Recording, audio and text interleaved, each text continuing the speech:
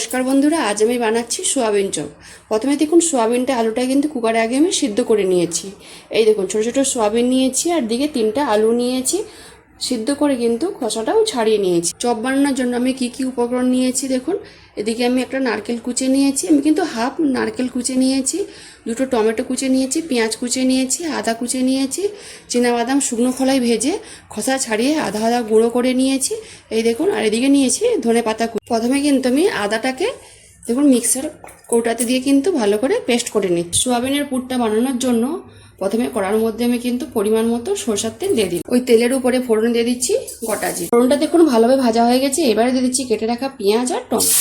পেঁয়াজ টমেটোটা দেখুন ভালো করে কিন্তু ভাজা ভাজা হয়ে গেছে আর গলেও গেছে। এবারে দিয়ে দিচ্ছি আমি আদা বাটাটা। আদা বাটাটা দিয়ে দেখুন আদাটাও ভালো করে ভাজা ভাজা করে নিয়েছি। এবারে দিয়ে দিচ্ছি সিদ্ধ করে রাখা সয়াবিন।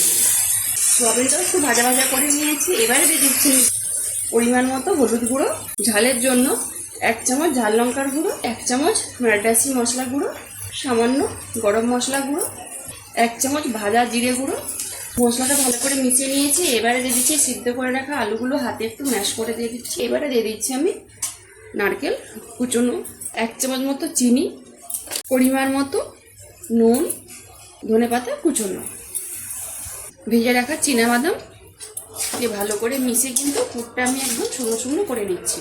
দেখুন পুরটা কিন্তু শুকনো শুকনো হয়ে গেছে। এবারে উপর থেকে দিয়ে দিচ্ছি কিন্তু রেড চিলি ফ্লেক্স দিয়ে ভালো করে মিশিয়ে কিন্তু আমি নামিয়ে নিচ্ছি। সোয়াবিনের পুরটা দেখুন প্লেটে ঢেলে নিয়েছি, এটা ঠান্ডা হতে থাক। আমি এদিকে কিন্তু বেসনটা গুলে নিচ্ছি।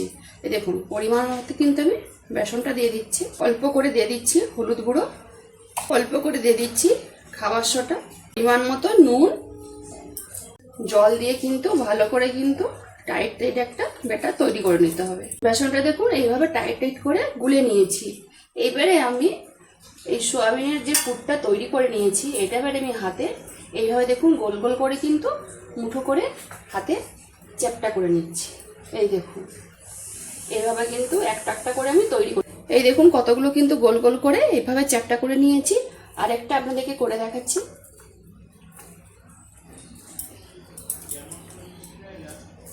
এই দেখুন এইভাবে কিন্তু বাকিগুলো আমি সব তৈরি করে নিয়েছি। এবারে আমি এগুলোকে ভেজে নিই। চপগুলো ভাজার জন্য দেখুন কড়ার মধ্যে সাদা তেল দিয়ে দিয়েছি, তেলটা ভালোভাবে গরম হয়ে গেছে। এবারে যে সোয়াবিনের যে পুরটা এবারে বেসনের মধ্যে আমি চুবিয়ে দিয়ে দিচ্ছি। এদিকে কিন্তু লাল লাল করে ভাজা হয়ে গেছে, অন্য পাশটা দেখুন আমি লৌটে নিয়ে নিয়েছি। চপগুলো দেখুন ভালোভাবে লাল লাল করে ভাজা হয়ে গেছে। এবারে আমি এগুলোকে জায়গাতে তুলে নিই। প্রথমে কিন্তু 4টা ভেজে তুলে নিয়েছি, এবারে বাকিগুলো আবার দিয়ে দিচ্ছি। এবারেও দেখুন 4টা মতো আমি দিয়ে দিয়েছি। বাকি সোয়াবিন চপগুলোও ভাজা হয়ে গেছে লাল লাল করে, এগুলোও আমি জায়গাতে তুলে নিই। সব কিন্তু চপ ভাজা কমপ্লিট। দেখুন প্লেটে সুন্দর করে সাজিয়ে নিয়েছি আর স্যালাডের জন্য গোল গোল পেঁয়াজও কেটে নিয়েছি। উপর থেকে আমি দিয়ে দিচ্ছি চাট মশলা গুঁড়ো। দেখলেন তো খুব সহজ পদ্ধতিতে কিন্তু আমি এই সোয়াবিনের চপটা আপনাদেরকে বানিয়ে দেখালাম। যদি রেসিপিটা ভালো লেগে থাকে তাহলে অবশ্যই একবার আপনারা সন্ধ্যের টিফিনে এইভাবে কিন্তু গরম গরম সোয়াবিনের চপ বানিয়ে খান। যদি খেয়ে ভালো লেগে থাকে তাহলে অবশ্যই একবার বন্ধুরা আমাকে কমেন্টে জানাবেন। যেসব বন্ধুরা আমার রান্নার ভিডিও দেখতে পছন্দ করেন তারা ফেসবুক থেকে আমার রান্নার ভিডিওর প্রোফাইলটাকে লাইক কমেন্ট বন্ধুর মাঝখানে শেয়ার করে পাশে থাকবেন।